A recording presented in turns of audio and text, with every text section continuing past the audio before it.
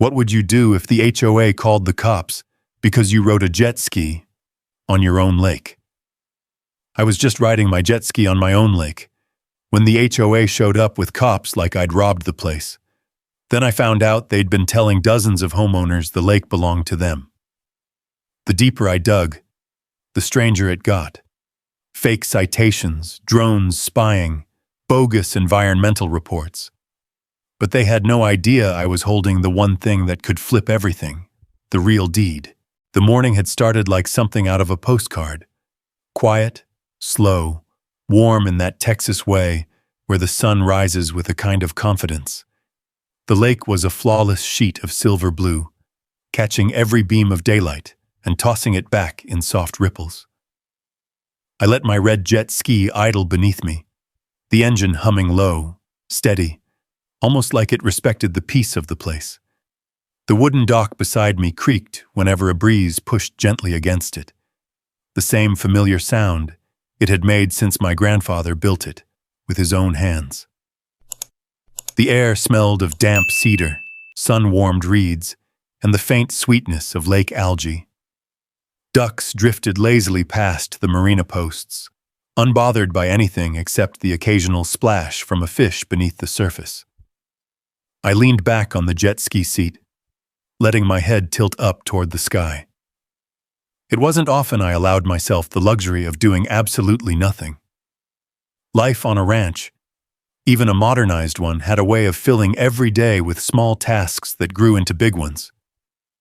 But this moment, this feeling of freedom skimming off the lake, was the one thing I promised myself I'd protect when I inherited the property. Even after all these years, the lake still felt like the last piece of my grandfather I could touch. I exhaled, slow and satisfied, and then the piece shattered like glass dropped on concrete. "Remy Cole! You get off that watercraft right now! I am calling enforcement!" Her voice didn't just carry across the water. It knifed through the air, sharp enough to make the ducks scatter. I lowered my head just in time to see a flash of bright pink storming down my wooden pier. Bethany Reed, president of the Meadowbrook Heights HOA, moved like someone who believed the world, not just her subdivision, ought to obey her. She looked furious enough to ignite. Her face was red, hair wind-whipped, shoes clicking violently against the dock planks. In her fist, she clutched a stack of papers that fluttered in the breeze like official declarations of war. I blinked at her, confused for a moment, then annoyed. "Morning to you too, Bethany," I called. "You're up early." "You are in direct violation of HOA community lake rules," she shouted, stabbing a finger toward the water as though she were pointing at a nuclear spill. I raised an eyebrow. "This lake? My lake?" She didn't even pause to hear me. Her other hand flew to her phone, and she began dialing with dramatic, stabbing motions of her thumb, pacing the dock like she was coordinating a hostage rescue operation. Not 5 minutes later, a plume of dust rose from the gravel road leading to my ranch. Then another, then another. 3 county patrol vehicles crested the hill, bouncing slightly on the uneven road before slowing near the lakeside field. Their lights strobed red and blue across the water, turning the calm surface into a dance of colors that shouldn't exist in scenes involving jet skis. Doors opened. Officers stepped out, scanning the area with looks that said they were trying to figure out why they had been summoned at top speed to what looked suspiciously like a man enjoying his Saturday. Bethany ran toward them, as though welcoming honored guests. "Officers, thank you for responding," she announced, voice trembling with righteous fury. "This man is operating a motorized watercraft on community property without authorization. He has ignored multiple notices and is disturbing the peaceful residential environment." I sat on my jet ski, staring in disbelief. "Community property?" I said under my breath. "What community owns this lake? Because it sure isn't yours." One officer glanced between us, visibly unsure. Another trotted closer to the shoreline, eyeing the old boundary marker embedded near the dock. A weathered metal post my grandfather hammered into the soil long before Bethany's neighborhood even existed. A reminder, right there, shining in the sunlight, of the truth she was pretending not to see. "Ma'am," one officer said gently, "is this lake actually part of your HOA?" Bethany didn't miss a beat. "It is community adjacent, which means the community has a right to regulate environmental and noise impacts." I almost choked. That was a brand new creative use of the English language. "Adjacent doesn't mean yours," I said. She ignored me entirely, which wasn't new. The officers looked more confused by the second. The ducks watched from a distance like curious spectators at a sports game. The wind picked up slightly, fluttering the papers in Bethany's hand, brushing dust across the patrol cars, and carrying with it the faint smell of lake water and sun-baked earth. Then the last patrol car door opened. Deputy Marcus Hale stepped out with a kind of calm weight that made everyone else look like they were pretending to be in charge. Tall, even-keeled, uniform crisp, but worn in all the familiar places. He wasn't the kind of lawman who searched for drama. He was the kind who sighed when it found him. He approached the dock with slow, steady steps, his boots crushing gravel with a rhythmic crunch.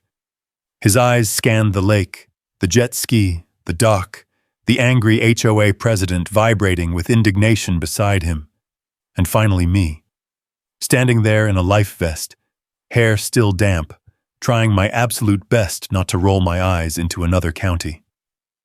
"Deputy Hale," Bethany said breathlessly, "you must do something immediately. This man is trespassing on HOA-governed water." He looked at her for a moment, then at me, then at the lake again. Finally he spoke. "Ma'am, and Mr. Cole," he paused, rubbing the back of his neck, "I'm going to need to see some documentation." The lake went quiet. Even the ducks froze.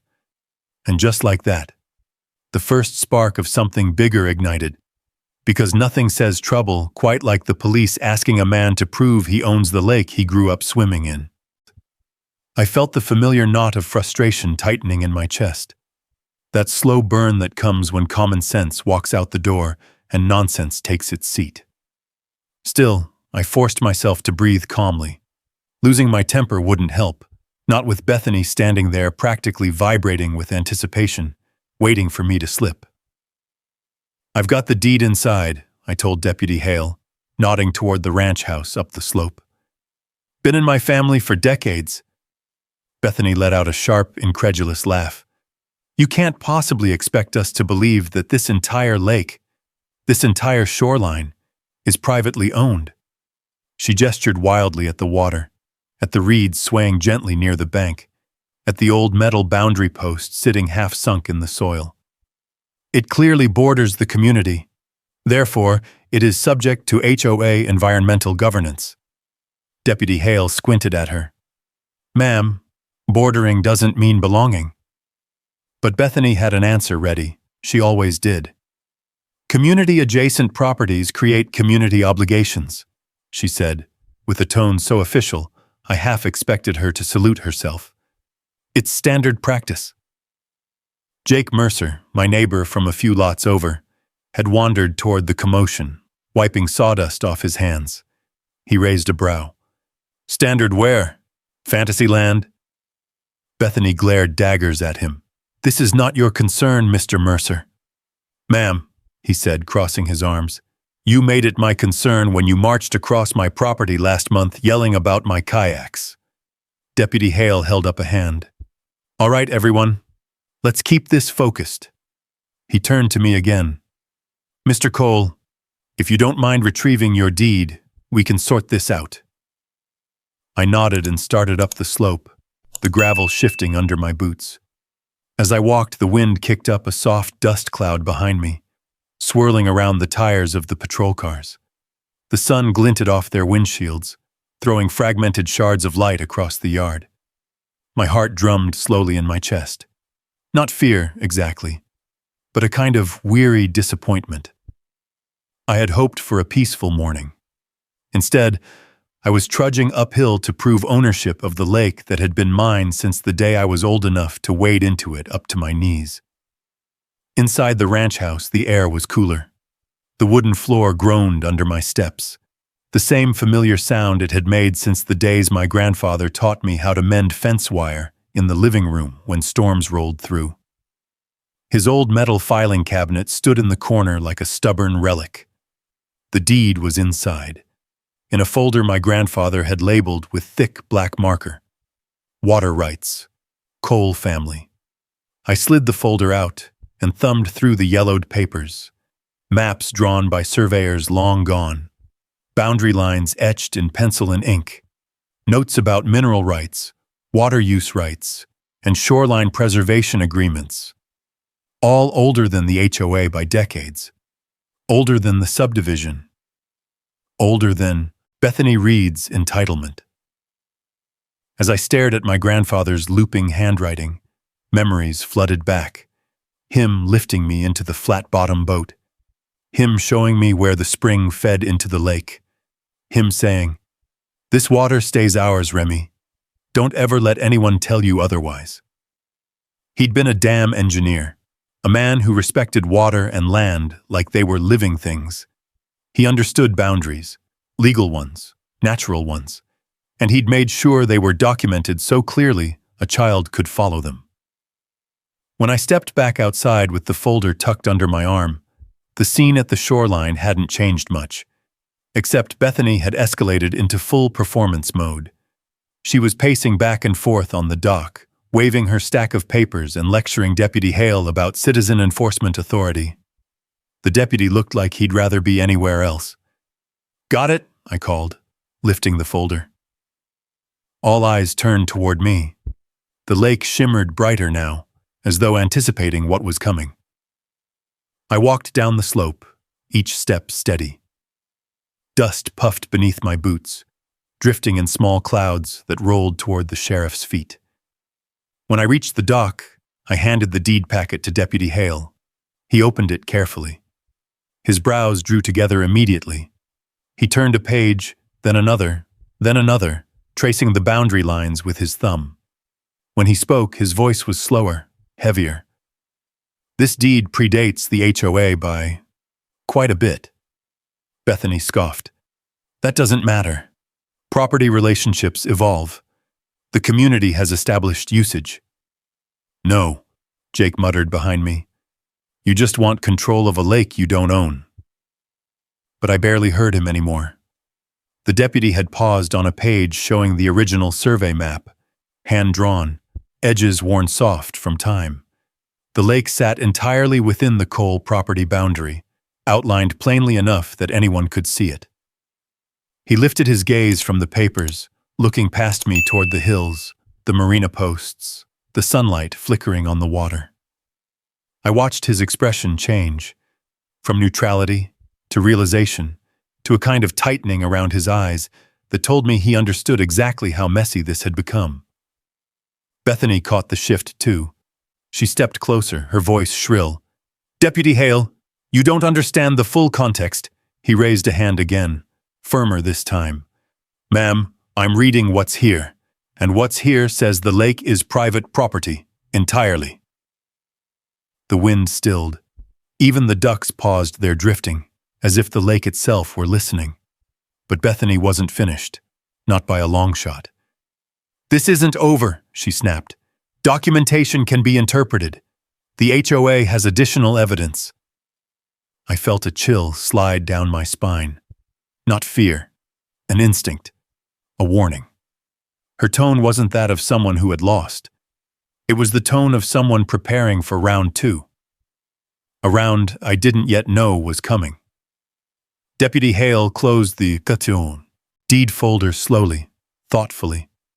Then he met my eyes with a look that held equal parts apology and caution. "Mr. Cole," he said quietly, "we may need to verify a few things." And just like that, the uneasy feeling from earlier settled deeper, rooting itself somewhere low in my gut. Because something told me the HOA knew the lake wasn't theirs. And yet, They still wanted control of it. As the patrol cars rolled away and their lights faded from the gravel road, the lake seemed to settle back into its quiet rhythm. The wind softened. The ducks resumed drifting. Sunlight shimmered off the surface again, as if trying to restore the peace that Bethany had ripped apart. But something had changed inside me. A stillness, one that wasn't calm at all, sat right behind my ribs. Bethany didn't leave immediately. She stood at the end of the dock, arms crossed, her bright pink jacket billowing in the breeze like a battle flag. She looked back at me with a tight smile that didn't reach her eyes.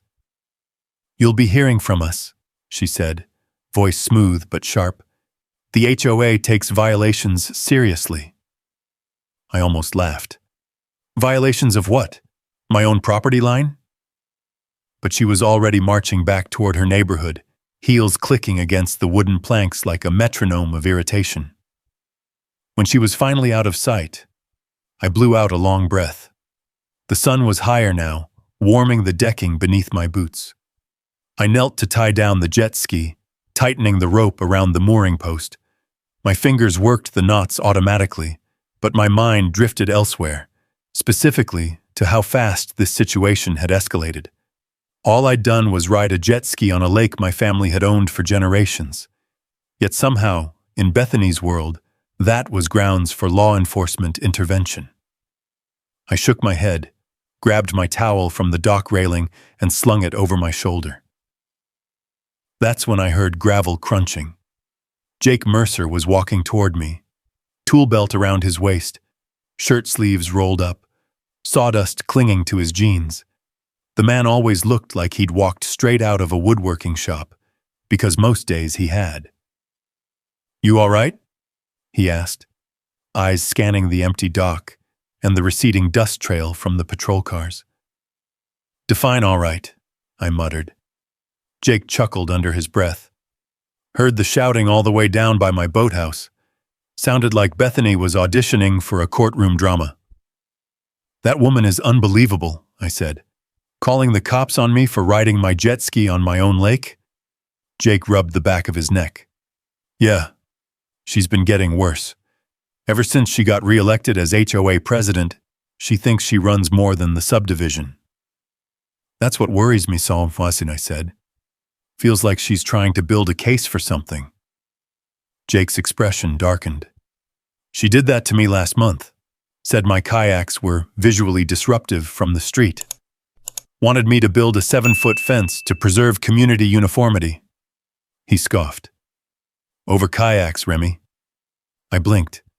"You're not even part of the HOA." "Exactly," Jake said, voice low. "Doesn't stop her from acting like she owns half the county." We stood together in silence for a moment, the lake lapping gently against the dock. Jake shoved his hands into his pockets, then leaned slightly toward me.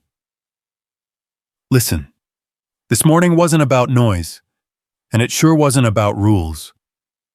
Bethany's after something." "Yeah," I said. "Control." He nodded. "And she doesn't care who she has to run over to get it." Jake headed back toward his property, leaving a faint trail of sawdust behind him. As he disappeared around the trees, I walked up toward the ranch house.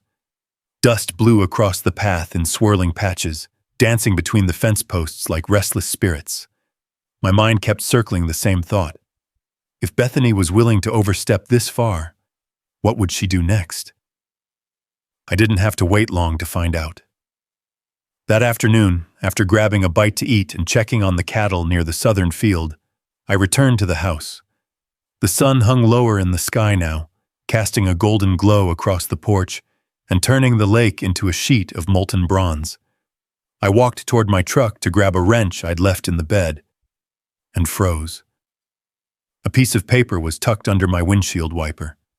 Not folded, not sealed, just placed there like a warning. I felt a cold prickle slide down my spine as I reached for it. The sheet was crisp and bright white, the kind used in cheap office printers. At the top, in bold black letters, were the words, HOA Enforcement Division. Notice of violation. There was no stamp, no official county insignia, no legal formatting, and no acknowledgement that I didn't belong to the HOA or that my property lay completely outside the community lines. It was fake. Very fake. But the tone. Oh, the tone sounded like Bethany had written it while gritting her teeth. Unauthorized use of community water feature, it read. Failure to comply with community directives. Repeated violation of noise and environmental expectations. And then, at the bottom, in a flourish that tried, but failed, to look like a signature. B. Reed, Enforcement Chair. I exhaled slowly through my nose. The sun warmed my face, but anger simmered beneath my skin, hot and uninvited. The paper trembled slightly in my hand. Not from fear, but from sheer disbelief. This wasn't overreach. This was fabrication. I folded the letter carefully, not to preserve it, but to avoid tearing it in half, and slipped it into my back pocket. Fake or not, it was evidence, and I had a sinking feeling I would need every piece of evidence I could collect. As I turned toward the lake, the wind shifted. It carried the smell of water and dust, but also something else, a sense of a line being crossed. Bethany had fired her first real shot, and whether she knew it or not, she had just started something far bigger than she could control.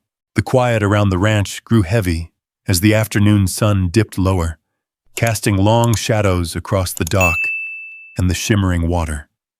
For the first time since I inherited this place, the lake didn't feel like a sanctuary.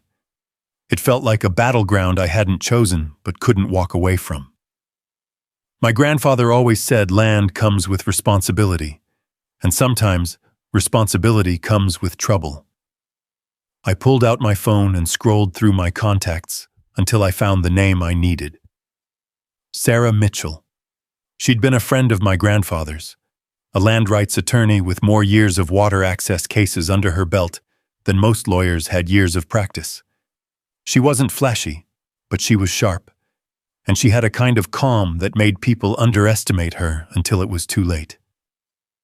She picked up on the second ring. "Remy," she said, her voice warm, steady. "It's been a while."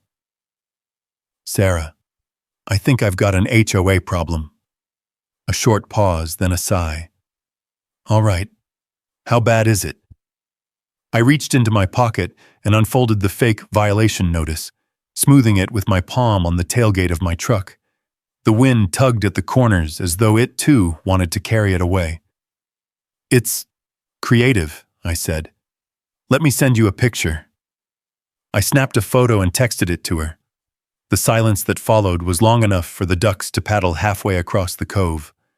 Finally, she exhaled. "Remy, this isn't just overreach. This is manufactured authority. HOAs don't get to invent divisions that don't exist." "That's what I thought," I said, rubbing my temple. "But Bethany's acting like she's building a case." "She probably is," Sarah replied, "but against the wrong person. Do you still have your grandfather's deed file?"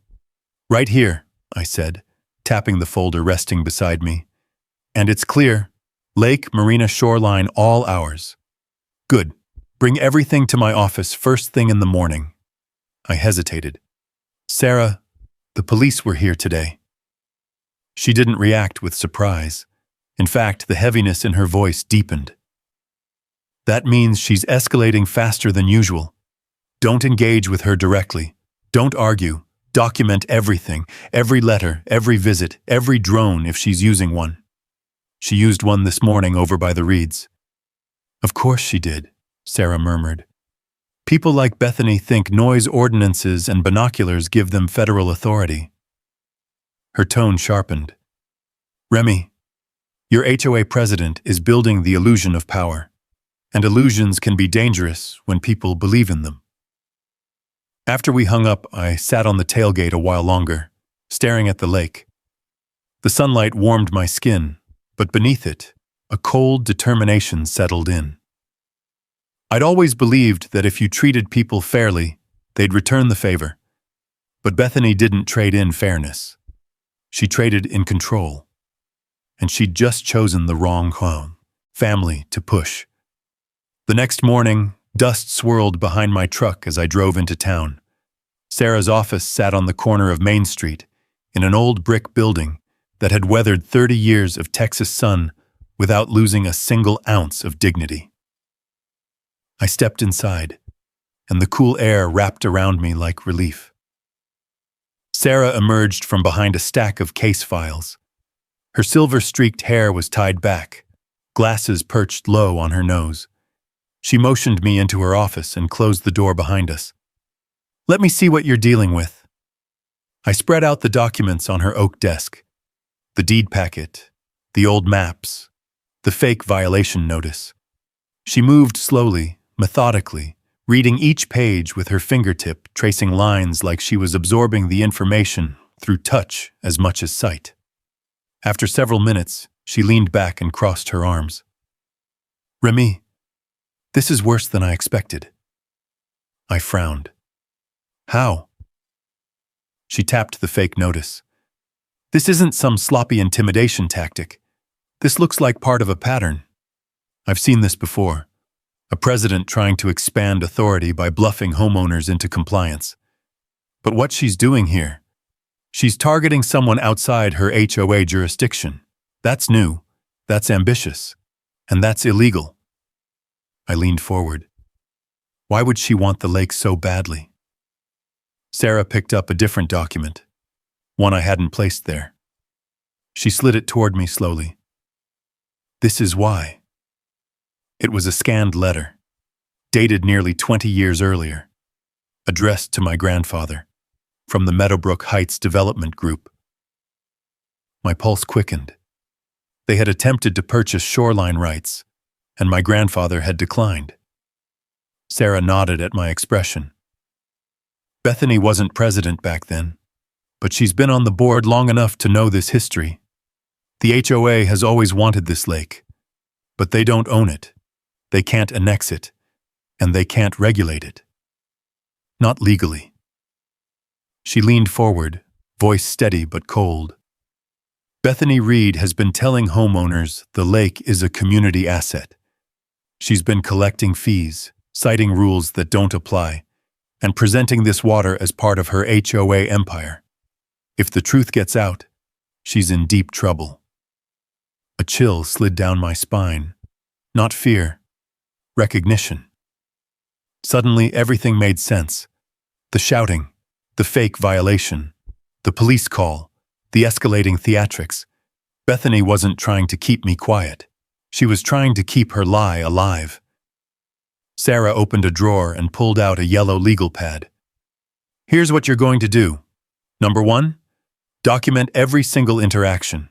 Number 2, never confront her alone. And number 3, expect escalation." I swallowed. "How much escalation?"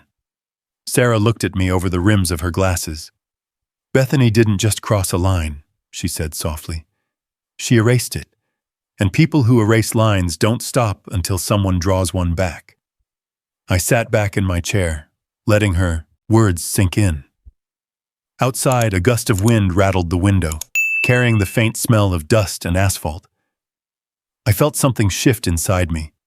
Something that wasn't anger or frustration, but resolve. Solid, anchored, immovable. If Bethany wanted a fight over the lake, she was about to learn the same lesson my grandfather taught me. You don't pick battles with people who know their land better than they know their own reflection. When I stepped back outside into the sunlight, I felt that strange unease again, but this time it came with clarity. Bethany didn't just want control. She needed it. And Sarah was right. This was only the beginning. The wind pressed warm against my back as I walked toward my truck, the legal folder tucked under my arm like a shield I hadn't realized I would need. The sun glinted off the dusty chrome bumper, and for a moment I allowed myself to hope, naively, that the worst was behind me. That the fake violation notice, the fabricated HOA authority, and the police visit had satisfied whatever power itch Bethany had. but the lake has a way of whispering truth before your mind catches up. Something in the air was different, charged, waiting. I drove back to the ranch, tires rolling over the familiar gravel road, the truck dipping through small ruts carved by years of thunderstorms. The old gate creaked open as I rolled in, sunlight cutting a wide band across the property. The ranch looked the same, cattle grazing in the distance, tall grass bending in the breeze, the old windmill clicking lazily as it turned. But the peace felt temporary, like a glass that could crack with a single tap.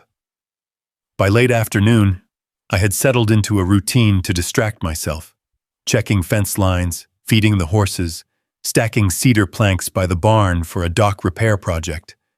The sound of hammering echoed across the lake, steady and reassuring. Each strike felt like it grounded me back to reality. Until a faint buzzing sound pulled me from my thoughts. At first, I mistook it for a wasp hovering near the barn roof, but the hum grew louder, mechanical, tinny, persistent, until it vibrated through the air like an unwelcome guest. I stepped out from under the awning and looked up. A drone hovered overhead, sleek, small, black. Its camera lens pointed straight down at me. "Unbelievable," I muttered. The drone drifted sideways, dipping low over my shoreline, capturing footage as if surveying a crime scene. It circled above my dock, then lowered toward the reeds, startling a pair of ducks that squawked in protest and flapped away. The drone followed the shoreline, then zipped back toward the trees that separated my ranch from the HOA subdivision. Bethany.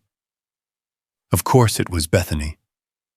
I pulled out my phone, clicked the camera, and recorded the drone's path as it buzzed back toward the neighborhood. Evidence. Sarah would need it. My future self would need it. As the buzzing faded, a knot tightened in my gut. People didn't use drones for neighborly observation. They used them to build a case. The next morning confirmed that. I walked down the gravel path to my mailbox, early sunlight warming the ranch as dew glistened atop the grass. A few birds chirped in the trees lining the fence. For a fleeting moment, things felt normal again. Inside the mailbox, however, normalcy died. 3 envelopes, all from the County Environmental Assessment Office. My pulse kicked. I tore open the first envelope. A printed notice stared back at me. Environmental Concern Report. Alleged motorboat-induced shoreline erosion. The second notice read, Unauthorized disturbance of aquatic habitat. Pending. Review. The third. Noise impact complaint. Immediate clarification required. I closed my eyes, gripping the stack of papers until they bent. The air thickened around me, heavy with a frustration that felt too familiar. Bethany had filed 3 separate complaints to 3 separate county departments. She wasn't just escalating, she was firing in all directions, hoping something would hit. I walked slowly back to the house, each step pressing deeper into the soft earth. The lake shimmered as I reached the porch, its calm surface mocking the chaos spreading around it. I sat down, spread the notices across the wooden table, and took pictures of each one. My phone buzzed with an incoming call. County Environmental Office, a woman introduced herself. We received several reports of disturbances originating from your property. Before we proceed with an inspection, could you clarify your watercraft usage and property boundaries? I explained everything, the deed, the private lake, the lack of public access. She listened, occasionally muttering notes under her breath. When I finished, she sighed. Mr. Cole, this isn't the first time we've received complaints about your address, but none of the previous reports mentioned a private lake. That's because the reports are coming from someone who doesn't want you to know that, I said. A silence stretched on her end. We'll make a note, she finally said. But any credible complaint requires us to follow protocol. You may receive a site visit. Of course, protocol. That was the thing about lies. They created work for everyone except the liar. I hung up the phone and rubbed my temples. My heartbeat thudded steadily in my ears, but I forced myself to stay still, stay calm. Sarah had warned me this would happen. People like Bethany didn't retreat when confronted. They expanded. I walked toward the shoreline, trying to clear my head. The lake was still, perfectly still, a sheet of mirrored sky. But as I approached the dock, something else caught my eye. Footprints. Fresh ones.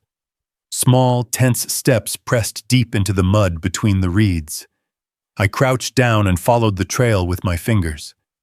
The mud was displaced inward, meaning the person had leaned forward, watching something closely, probably pointing something. A camera, a measuring device, a notepad. I looked back toward the subdivision. Through the break in the trees, I spotted movement, someone pacing behind a fence, their silhouette shifting in that all-too-familiar cadence of agitation. Bethany. She had been standing on my boundary line again, documenting the lake like she was conducting a forensic investigation. A hard breath pushed from my chest. Not quite anger, but something just below it, something that felt sharper because it was justified. As I followed the footprints back toward the dock, another vehicle turned onto my driveway. This time a white sedan with a county seal on the door. The timing was too perfect to be coincidence. A county officer stepped out, scanning a clipboard. "Mr. Cole, I'm here regarding a noise level verification request." I closed my eyes briefly. Round 3.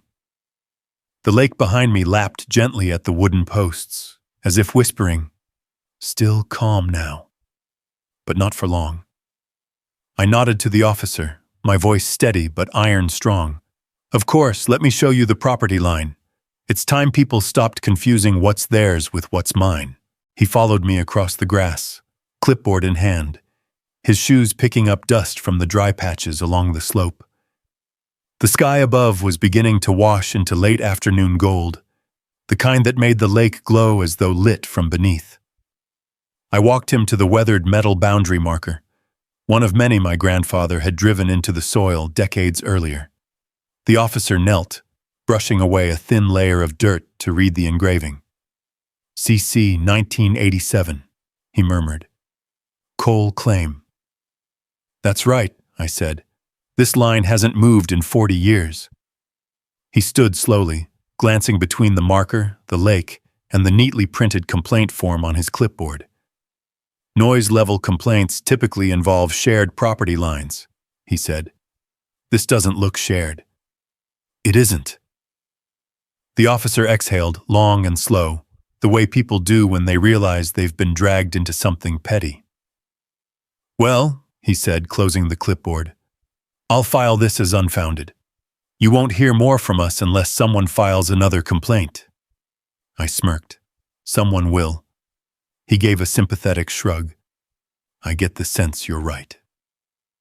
As his car rolled away, sending another puff of dust into the warm sky, the quiet settled in around me like a weighted blanket. Heavy, thick, the kind of silence that makes you more aware of your own heartbeat than any sound in the world. The ranch was still. The lake was still.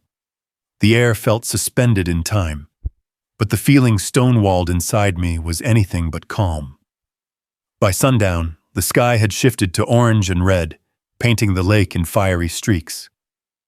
I walked the length of the dock, running my hand along the wood where my grandfather had carved initials the year he finished building it. He'd always said the lake was the heart of the ranch. Steady, life-giving, grounding. Tonight, though, it felt like the countdown clock to a storm. A warm wind swept across the water, pulling at my shirt and rustling the tall reeds along the shoreline. I watched the sun dip behind the hills, and for a moment, everything looked so peaceful I almost convinced myself the day's chaos would end with the light. It didn't. The dust storm rolled in just after dark. It started as a low rumble, like distant thunder that never quite formed into lightning. The wind picked up first, gathering the dry earth in small swirling eddies around the barn. Then those eddies grew into spirals of grit, racing across the ground and rising into the air like ghosts. I stood on my porch, hand on the old cedar railing, listening to the wind whistle between the boards. The storm wasn't destructive, but it was loud, an eerie kind of loud that wrapped around the house like warning tape. Dust pattered against the windows, tapping like impatient fingertips. I stepped inside and flipped on the porch light, illuminating the haze swirling through the night. Tiny grains of sand peppered the glass door, making soft ticking sounds. The storm didn't bother me. I'd weathered dozens over the years, but tonight it felt symbolic, like nature itself was hinting at what was coming. I grabbed the deed folder from the kitchen table. The old papers inside seemed almost to hum with importance under the warm light of the lamp. I spread them out on the wooden surface, each page weighted with a paperweight to keep it from curling in the wind drafts. Maps, boundaries, survey lines, transfer records, mineral rights, water rights. Every stroke of ink, every seal, every faded pencil mark told a story. The Cole family had owned this water long before Bethany Reed bought her pink jacket and her first HOA binder. But paperwork wasn't enough. Sarah's words echoed in my head. Document everything. So I did. I took photos of the papers, photos of the boundary posts, photos of the drone, photos of the fake violation notice. I started a digital log, time-stamped, organized, methodical. By the time I finished, the dust storm had quieted. The wind softened into a whisper, brushing the porch light with a faint, rhythmic flicker. I stepped outside again, the cool air hitting my face, carrying with it the smell of earth and the fading remnants of the storm. The lake was dark now, but not silent. The water lapped against the dock in slow, even beats, as if reminding me it had outlasted decades of storms, both natural and human. The moon's reflection shimmered across the surface, wavering with every gentle ripple. The wooden dock groaned beneath my boots as I walked to its edge, stopping where the boards dipped slightly under my weight. I looked out toward the faint glow of subdivision lights flickering across the hill. A row of neat houses, manicured lawns, porch lights burning like tiny stars. Somewhere among them was Bethany, probably pacing across her living room with her binder open, convinced she was destined to govern beyond her borders. That thought could have made me angry. Instead, I felt something colder, clearer, resolve. My grandfather always said the lake wasn't just land, it was legacy. And you protect legacy with patience when you can, with documentation when you must, and with law when someone forces your hand. Tonight marked the transition from patience to preparation.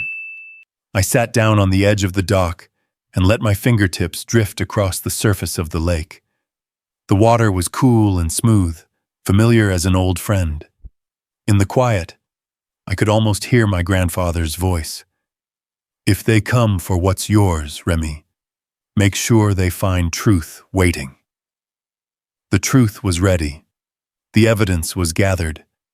The storm had passed, but the real impact was coming at dawn. And right on time, as the horizon softened from black to charcoal gray, I heard the distant crunch of gravel under heavy tires, Deputy Hale's truck. And this time, he wasn't alone. I stood at the edge of the dock, the boards still damp from the night air, listening as multiple engines rolled across the ranch's open field. One truck, then another, then a third.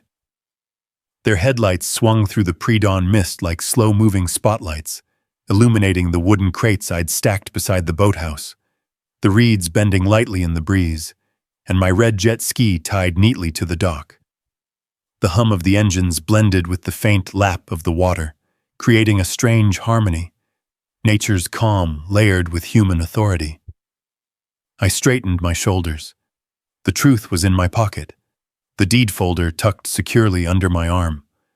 Whatever Bethany planned today, she wouldn't be the only one prepared. The trucks came to a stop about 20 yards from the dock. Doors opened in a staggered rhythm. A line of uniformed officers stepped out, their boots sinking into the soft morning soil. Hale led them, walking slowly, purposefully, scanning the ranch as though assessing a scene before he even reached me. Behind him, the sky shifted from gray to pale orange, reflecting across the lake in wide, shimmering streaks. But the moment the officers approached the dock, a familiar shriek tore through the air. "Officer, over here, this way!" Bethany. She stormed toward the dock with her bright pink jacket catching the early light, turning her into a blazing streak of color in an otherwise muted morning landscape. Her hair was swept back tightly, her face pinched with determination, or desperation, depending on how closely you looked. And in her hand? A thick stack of papers clamped together with binder clips like she'd stayed up all night assembling the perfect case. Of course she had. I stepped one foot onto my jet ski, letting the motion steady me. I wasn't running anywhere. I simply wanted her to see me comfortable, calm. It drove her wild. She pointed at me with a trembling hand. "That man is illegally operating a watercraft and intentionally disturbing the peace of our community. I demand enforcement action be taken immediately." Deputy Hale took in the scene. My relaxed stance on the jet ski, the mirror-still lake, the early morning serenity broken only by Bethany's theatrics. His expression remained unreadable, professional, but edged with something bordering on disbelief. "Mrs. Reed," he said calmly, "we'll review your documents, but we need to examine both sides." "Both sides?" she sputtered. "There is no other side. The community has rules, clear rules, that he continues to ignore." I crossed my arms loosely. "Bethany, your community rules stop at your property line. I don't live there." She spun on me, eyes flashing. "It doesn't matter where you live. You are impacting our environment." One of the officers stifled a laugh behind her. Deputy Hale raised a hand, commanding silence without lifting his voice. "Let's proceed. Remy, you have the deed?" I stepped off the jet ski, the dock groaning softly under my boots. Reaching into my jacket, I pulled out the folder, thick with history, maps, notarized signatures, and survey lines more permanent than any HOA bylaw. I handed it to Hale. He opened it slowly, the early sunlight illuminating the pages like a spotlight revealing truth.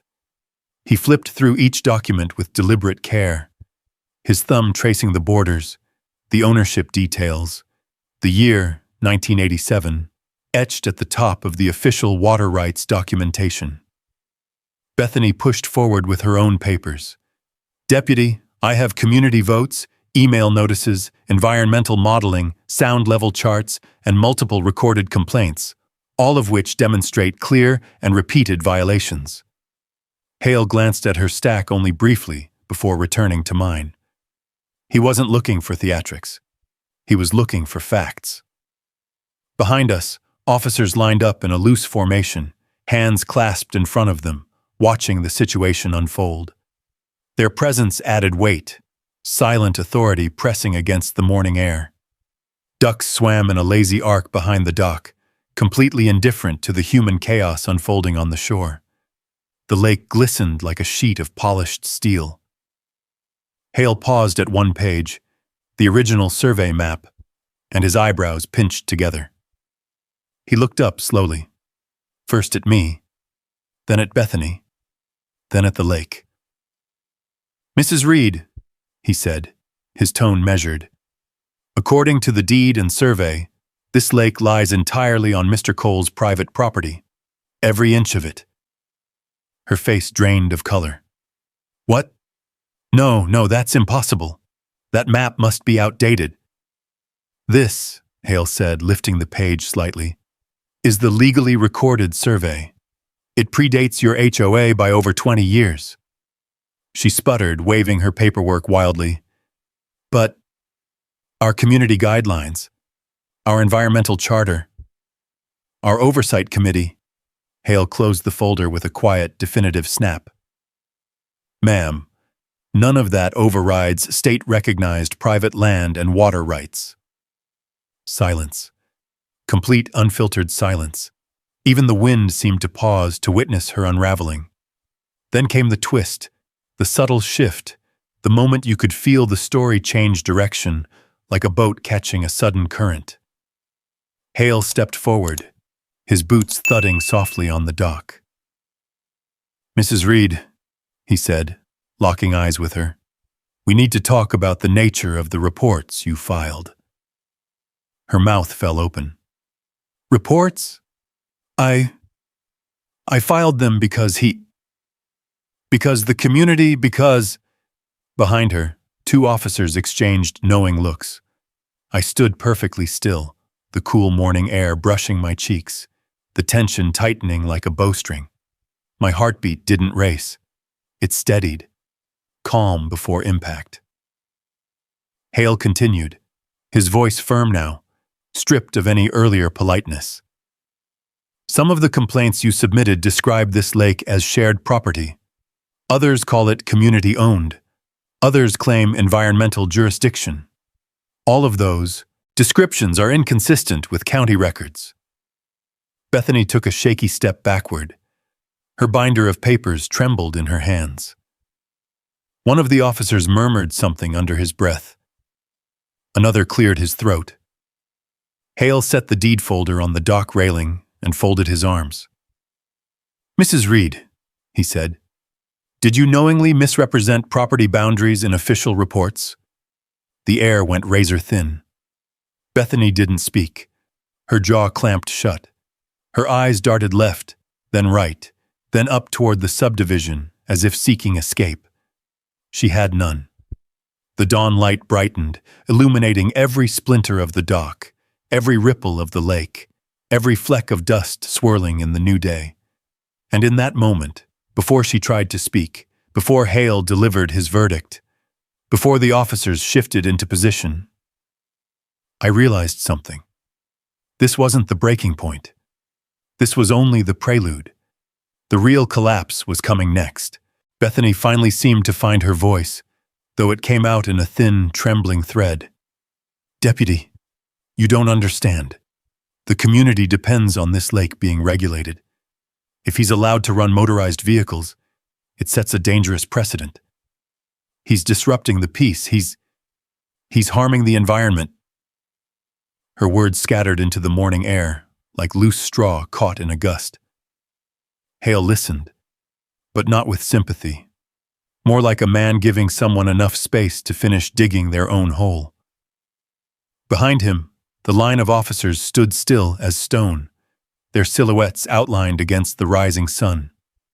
Their presence was quiet but undeniable, a wall of uniformed reality against Bethany's imagined authority. I leaned one hand casually on my jet ski, letting it rock slightly in the water. The engine clicked softly as it cooled from the morning sun, steady, rhythmic, almost amused. Ducks glided past the end of the dock with serene indifference, as if mocking the idea that a jet ski posed any threat at all. Hale held up his hand again. Mrs. Reed, we've reviewed the deed. The lake is private property, entirely. That means the HOA has no jurisdiction. Bethany's jaw trembled. No jurisdiction, no jurisdiction? Deputy, you can't possibly expect me to accept that. The community has obligations, environmental expectations, rights as residents. He cut her off, gently but firmly. Ma'am, community expectations don't create legal authority. That requires ownership or statutory jurisdiction. Your HOA has neither. The wind shifted, carrying the smell of lake water and sun-warmed cedar across the dock. Her bright pink jacket fluttered wildly in the breeze like a distressed signal flag. Bethany took a step closer to Hale, her binder of documents rattling in her grip. But look, she insisted, thrusting the stack toward him. Here, sound readings I've taken from my backyard, photos of the water's surface disturbance, emails from concerned residents. These are clear violations of community standards. Hale accepted the binder, flipping through it briefly. Charts, pictures, printed out emails. None of them mattered. He closed the binder gently and handed it back. Ma'am, this is documentation of your personal frustration, not legal evidence of wrongdoing. She blinked at him, stunned. But the noise is on private property, he said. The water is on private property. The shoreline, still private property. Each repetition hit her like a wave slapping against a stubborn rock, wearing it down one blow at a time.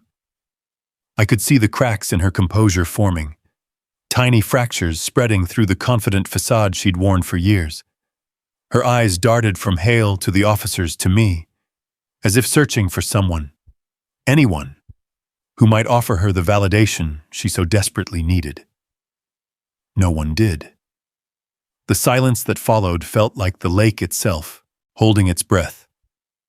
Hale turned slightly, motioning for one of the officers to step closer.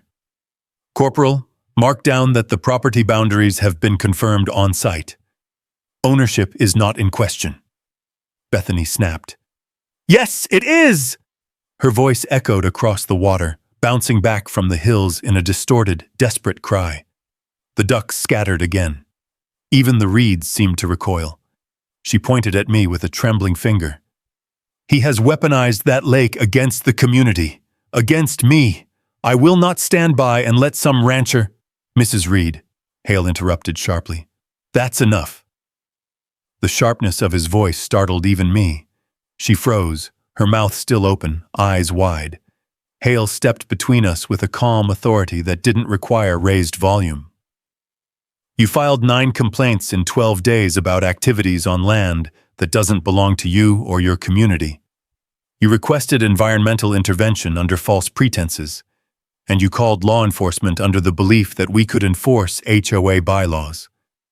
His expression softened just slightly, but not in a sympathetic way, more in a measured clarity way. We enforce law, he said quietly, not preference. Bethany looked like she had been slapped by the truth. She turned toward her subdivision, watching as a couple of early morning dog walkers paused on the sidewalk, clearly eavesdropping from a distance. Their eyes widened, whispers spread. A curtain twitched in a nearby house. The community she claimed to represent was watching. And she knew it. She clutched her binder to her chest like a lifeline. Deputy, please. I'm only trying to keep the community safe. He shook his head. What you're doing is trying to control property you have no legal right to, and you're calling it safety. Her breath hitched, shallow and sharp.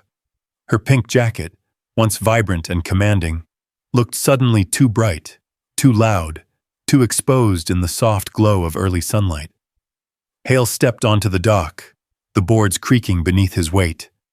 He closed the last few feet between us and handed me back my deed folder. This is valid, he said, and clear. The tension that had knotted tight in my shoulders eased, just a little. Then he turned to face Bethany fully.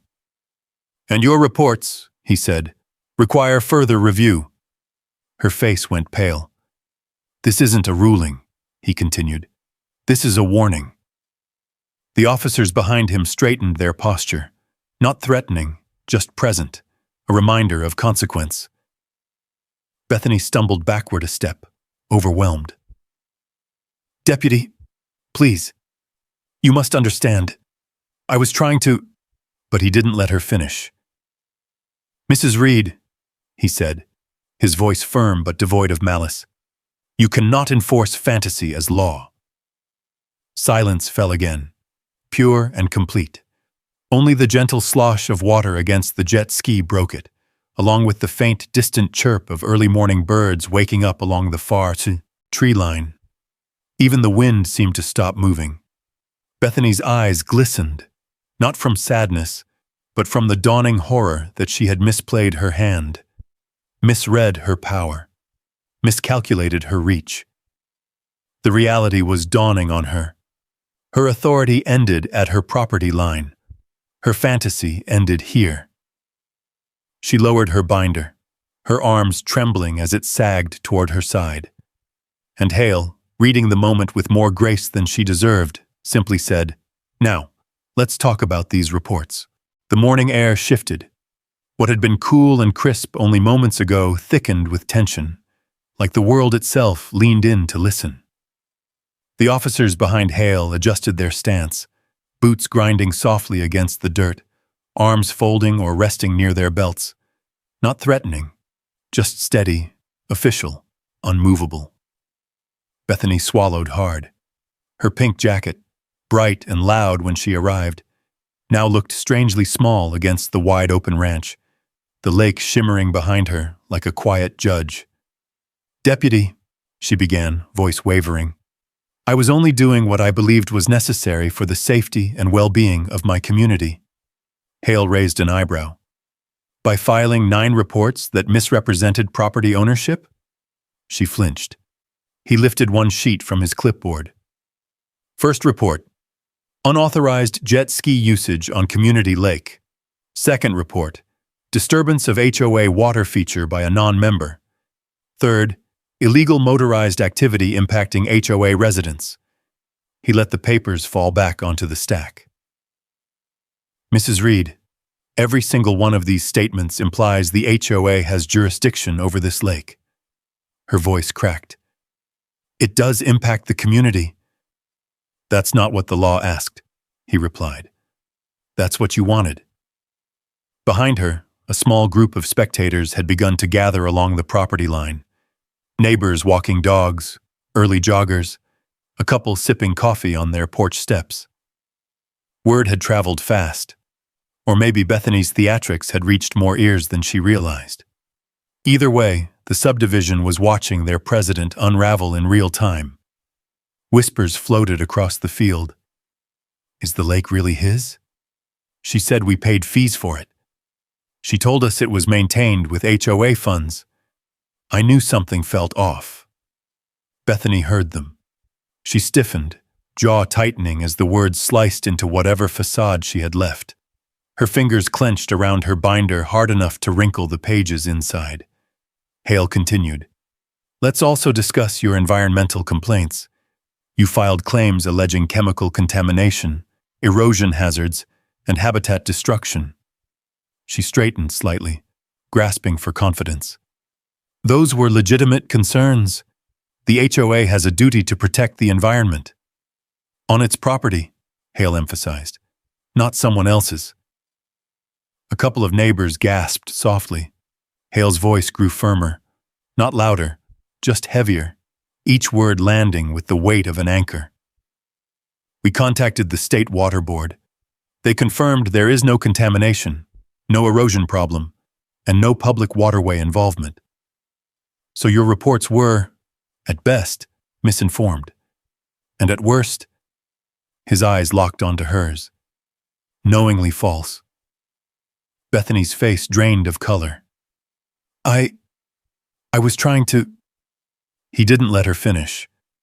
"Mrs. Reed, filing false reports is a misdemeanor under county law." The whisper of that word, misdemeanor, rolled across the lake like a cold breeze. Even the ducks shifted restlessly, as if sensing the tension. Behind me, I heard Jake draw in a breath. Sarah's voice echoed in my mind. "Expect escalation." Hale took a small step forward, the dock creaking under his boots. "We have documented evidence that you repeatedly contacted county departments claiming jurisdiction you do not have. You misrepresented public safety concerns. You alleged threats where none occurred. And you attempted to involve law enforcement in enforcing HOA preferences." Bethany's knees wobbled. She gripped the railing to steady herself. Her voice dropped to a whisper. "I was only trying to protect property values." A bark of disbelieving laughter came from one of the neighbors watching. Another crossed his arms and muttered, "She used our dues for this nonsense." Hale ignored the comments but didn't soften. Mrs. Reed, your actions have created unnecessary strain on county resources, wasted officer time, and contributed to community conflict. He reached into his pocket and pulled out a small citation booklet. Bethany staggered back as if he'd drawn a weapon. No, this isn't right. Deputy, please. He flipped to a page with practiced ease. Based on the evidence, you are being issued a citation for filing false police reports. Each incident will be documented individually and reviewed by the county attorney.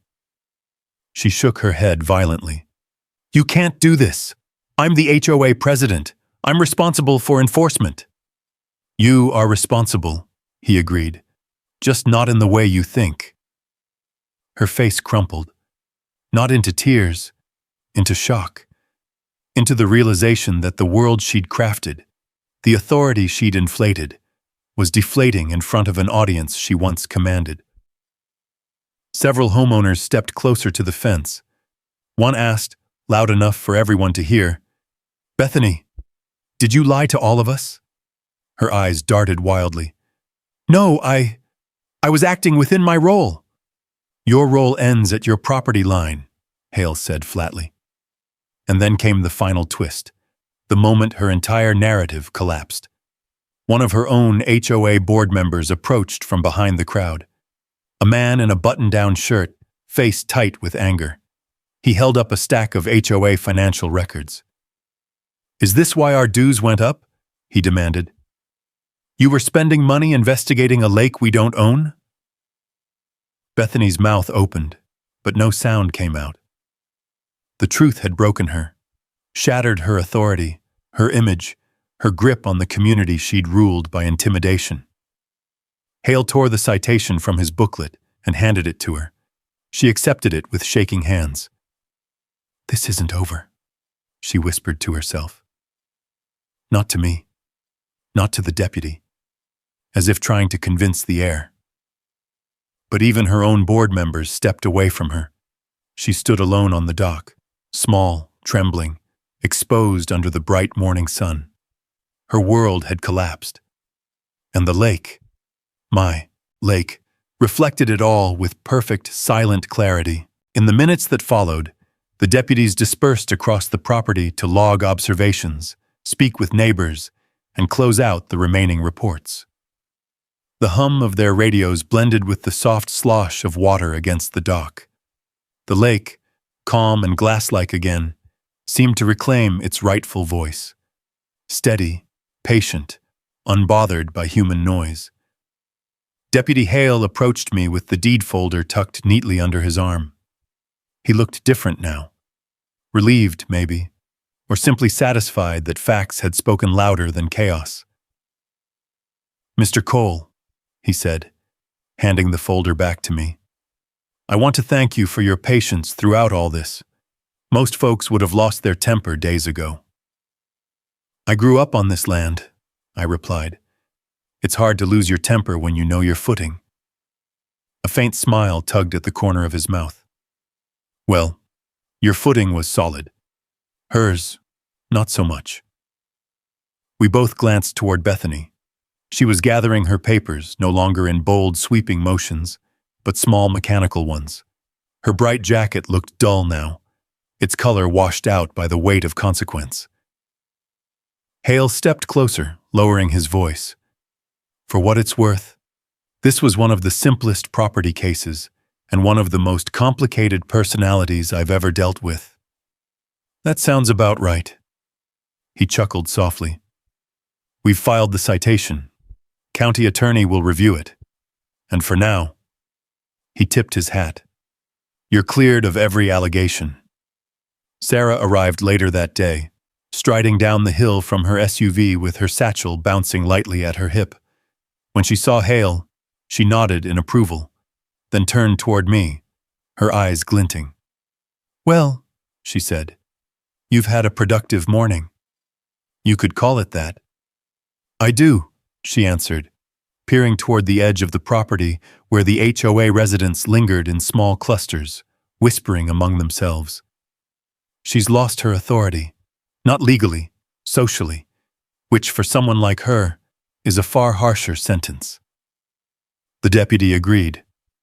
Mrs. Reed will have to attend a hearing. County likes to set precedents for misuse of enforcement agencies. Good, Sarah replied. Sometimes you can't teach boundaries. You have to enforce them. By noon, the last patrol truck rumbled away, leaving behind only the tracks in the soft earth and the faint smell of dust.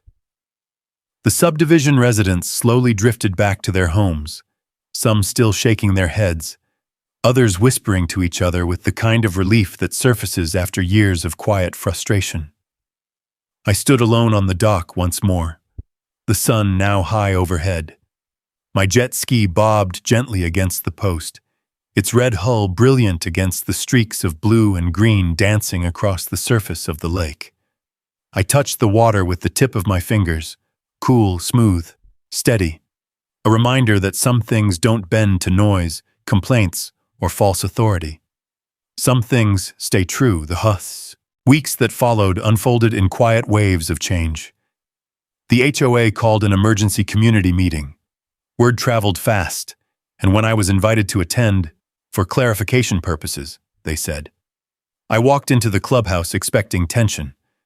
What I found instead was a room full of people who looked tired, fed up, disappointed. Not in me, in her. Bethany stood at the front, binder clasped to her chest. Her voice shook when she addressed the room, trying to regain the tone she once wielded so easily. But leadership isn't volume, it's trust. And hers had evaporated. Questions flew at her, sharper than any confrontation she'd had with me. Why did you say we own the lake? Why were our dues going up? You lied to the sheriff? You misused our resources. Her board members sat stiffly, flipping through documents that suddenly didn't support the narrative they'd let her build.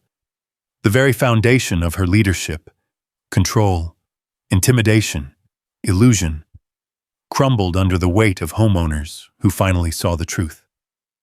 Then came the vote. It wasn't close. Bethany Reed was removed as HOA president by a landslide. She left the room without a word, binder held tightly, like a shield that had finally failed her. 2 days later, a for sale sign appeared on her front lawn. The wind rattled it softly. Sarah smirked when she heard the news. Justice comes in all forms, she said. The new HOA board reached out to me soon after, not to regulate, not to intimidate, but to apologize. They asked if I would attend a second meeting, this time to help them understand property law so they could avoid future conflicts. I agreed, but only because the request came with sincerity, not arrogance. That spring, things changed around the lake. The hostility evaporated. Kids from the subdivision asked if they could fish now and then. Kayakers glided across the water without fear of citations. Families waved from their porches instead of watching me suspiciously through blinds. And on Saturday mornings, I often found a small group gathered near the shore.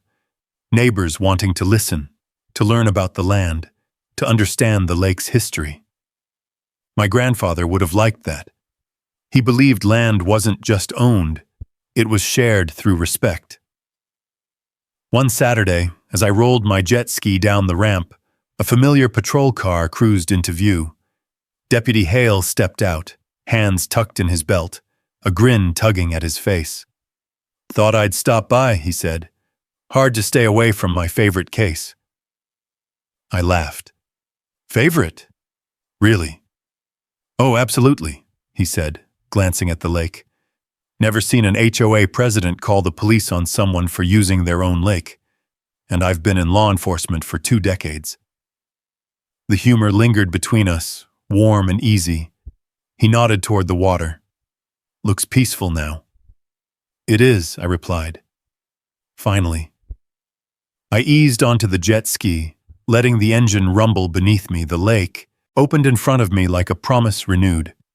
Smooth, wide, shimmering under the open Texas sky. As I pulled away from the dock, the wind caught my life vest. The The spray cooled my skin, and for the first time since this entire ordeal began, the lake felt mine again, not just on paper, but in spirit. People like Bethany rely on noise, fear, and confusion to build power. People like my grandfather built things that last. The lake chose its side. I squeezed the throttle, and the jet ski shot forward, carving a clean white arc across the water. An exclamation mark on the end of a battle fought not with fists, but with truth. Sometimes justice doesn't arrive like thunder. Sometimes it comes as quiet ripples spreading across a lake you never stopped believing in. If this story hit home for you, drop a justice in the comments. Sometimes standing your ground is all it takes to protect what's yours. Let me know if you've ever dealt with an HOA that pushed a little too far. And if you believe in land, truth, and quiet victories, stick around and subscribe. We've got more real HOA and ranch side stories coming your way.